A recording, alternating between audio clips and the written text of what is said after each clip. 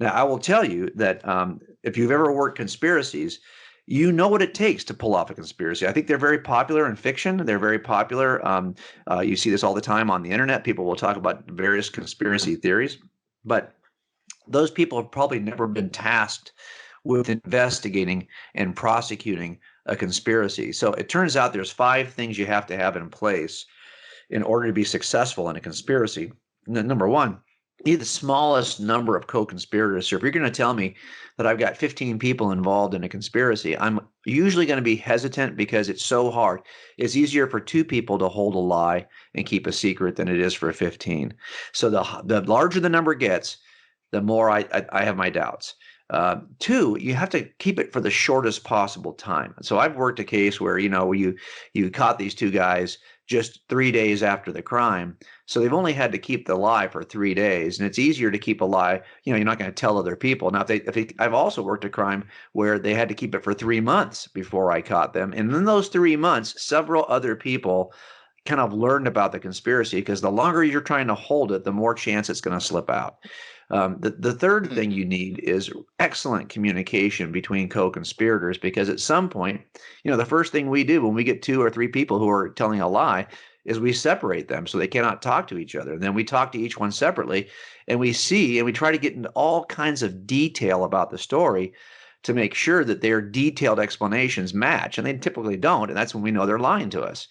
The fourth thing you really want is the closest possible familial relationship, because you're far less likely to tell the truth and lay out your sibling or your spouse than you are a stranger. If you just got a guy you met five days ago and you do a crime together, well, you probably are more likely willing to tell the truth about what really happened, because what do you care what happens to him?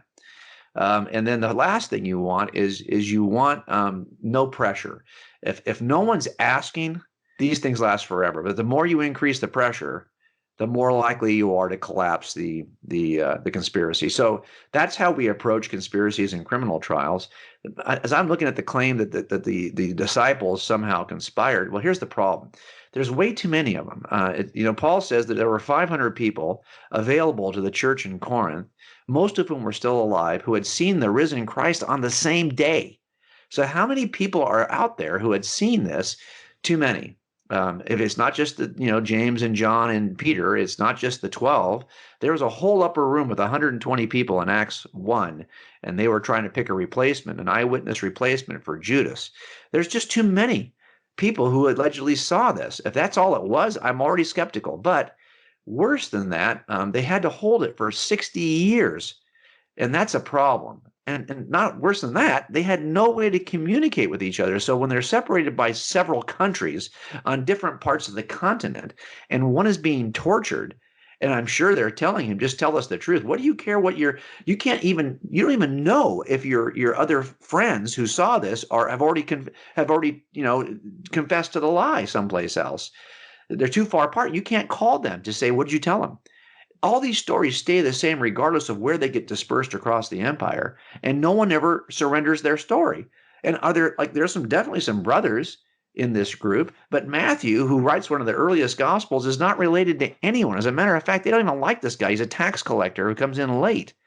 So why is he going to lie for all these people? Why are they going to lie for him? And finally, it's not like they weren't under pressure.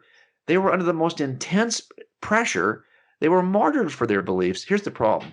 The 5 things you need to be successful in a conspiracy are missing in this one.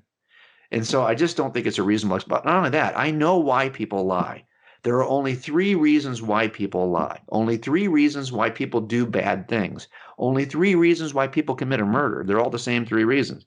It's going to be financial greed, sexual lust, and the pursuit of power. Now, this is missing.